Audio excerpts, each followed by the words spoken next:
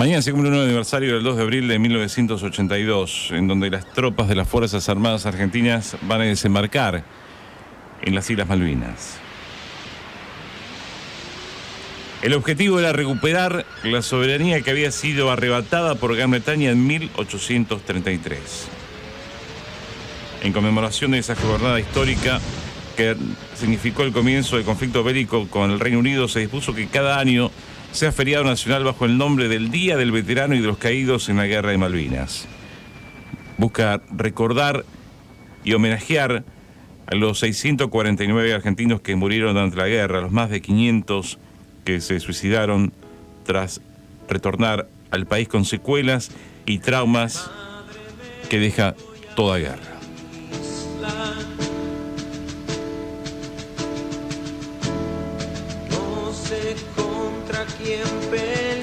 Muertos durante la guerra, durante la posguerra, 1.300 heridos. El recuerdo permanente de que las guerras no son el camino, también tienen que ver con este 2 de abril. Vamos a hablar con Mariano Garbini, que es integrante del Centro de Ex Soldados Combatientes de Malvinas de Mar del Plata. Mariano, bienvenido, ¿cómo estás? Buenos días. Buenos días, Raúl, ¿cómo te va? Buen día a toda la audiencia. Han pasado 41 años. Sí, exacto. Parece mentira, ¿no? Tanto tiempo. Por más que pase el tiempo, eso queda fresco siempre, ¿no? Y lo que pasa es que son experiencias muy fuertes, ¿no? Sobre todo si uno es muy joven cuando las vive, obviamente es difícil deshacerse de esos recuerdos, de esa carga y de todo lo que eso significó para la vida de uno después, ¿no es cierto? ¿Vos tenías qué edad tenías en ese momento? ¿Qué edad tenías en ese momento? Yo tenía 19 años recién cumplidos. Había entrado al servicio militar en marzo del 81 y correspondía que el 12 de abril me dieran la baja. Y el 2 de abril, cuando se produce la toma de las islas, el que era el jefe de la unidad a la que yo pertenecía, decide, cuando se entera que tiene que llevar su unidad a Malvinas, decide ir con los soldados más viejos. Y entonces nos lleva a todos los clases de ese sentido. ¿Qué sabías de Malvinas antes de la guerra? Lo que había aprendido en la escuela. Conocía la historia, mi madre era docente y era una gran fanática de la historia argentina. De hecho, me llamo Mariano por Mariano Moreno. Y por la admiración que mi madre tiene hacia ese prócer. Con lo cual siempre estuve ligado, en mi casa se leía mucha historia, se hablaba mucho de política.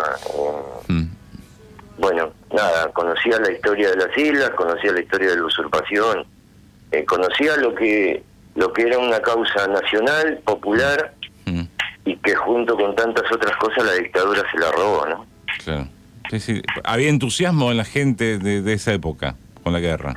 Hace poco en una escuela le contaba a los chicos que a mí me tocó estar el 30 de marzo en inmediaciones de la estación de tren, preparado junto con mis compañeros de acá del GADA, para intervenir en lo que era la primera manifestación en contra de la dictadura.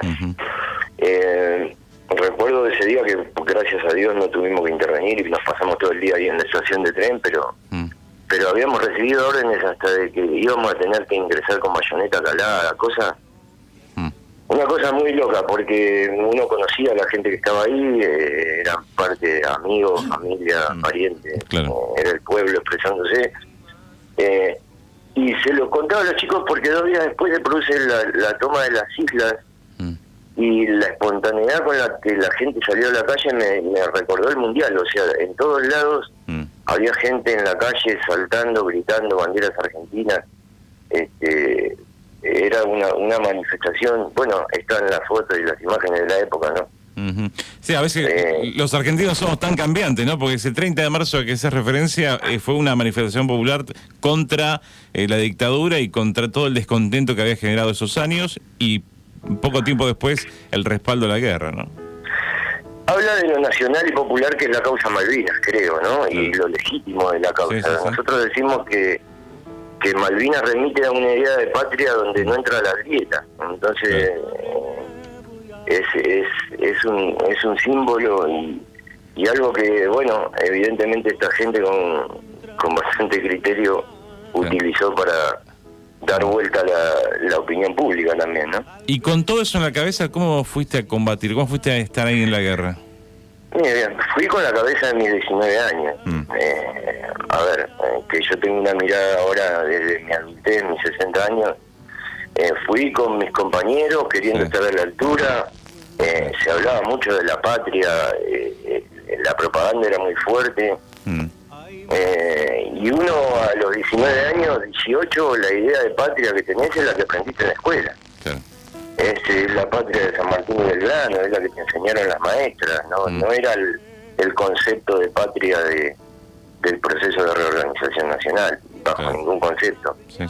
Y bueno, ahí vamos, uno cuando tiene esa edad quiere estar a la altura, quiere ser como sus compañeros, no quiere mostrar temor ni sentirse menos. Es muy típico de la adolescencia eso también.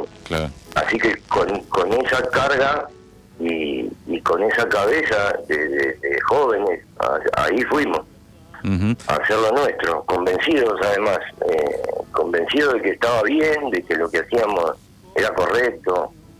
Bueno, más allá de la crueldad de la guerra, ¿no? Que después nos dimos cuenta cuando empezó lo que la guerra significa. ¿Y cuándo fue ese momento de quiebre, no? Porque uno cuando va hacia la guerra es una cosa cuando ya la está vivenciando, ¿no?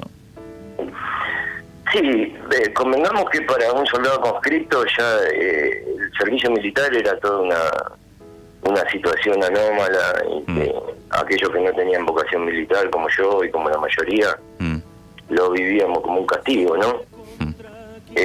Ahora para nosotros, puntualmente para mí, que estuve en la Artillería de Defensa Aérea, el punto de inicio de todo eso fue el 1 de mayo, cuando se produce el ataque al aeropuerto, que es el lugar donde yo estaba.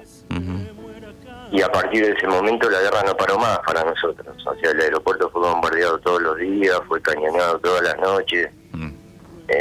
Vivimos una guerra muy particular donde la muerte venía del cielo y había que estar metiéndose abajo de la tierra para guarecerse. Cuando ellos venían había que disparar, o sea que cuando todos se metían en los pozos nosotros salíamos a combatir. Era bueno, y así fue, empezó el 1 de mayo y no paró nunca, ¿no? No paró hasta el 14 de junio, si se quiere, con la rendición.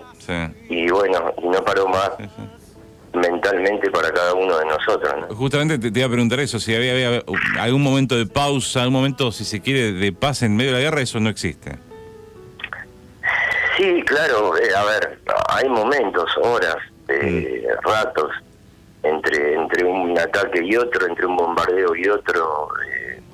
Hay momentos donde, bueno, uno va forjando ahí una camaradería, un compañerismo que excede cualquier otra cosa que te pueda haber pasado antes. O sea, yo jugaba al rugby en un equipo acá en Mar del Plata y era muy solidario con mis compañeros, pero ni se compara con lo que pasa después cuando uno está en la guerra, ¿no? Uno en definitiva pelea por el de al lado.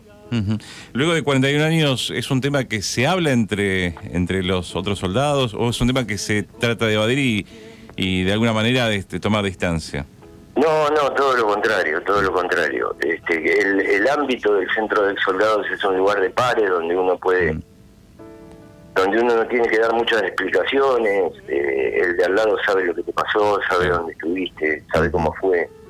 Entonces, no, al contrario, es muy común en una reunión de veteranos que al rato estén saliendo anécdotas de la guerra, es lo más común de todo. O sea, además una manera de contención, ¿no? Porque también... Obviamente, así ha sido. Tal cual. Recién hablaba sobre la guerra y la posguerra, ¿no? Digamos, los primeros años de la posguerra fueron muy difíciles. Muchísimo, sí, claro. Bueno, ahí nace el Centro de Combatientes. O sea, hoy cumplimos 41 años de la guerra y nosotros tenemos 39 años de existencia. ¿Cómo se llega a armar el centro acá en Mar del Plata? ¿Cómo se logra? Bueno, empezamos, algunos muchachos empezaron a enterarse, querer juntarse, enterarse de compañeros que estaban mal, de compañeros que se habían suicidado, estaban en una situación muy vulnerable.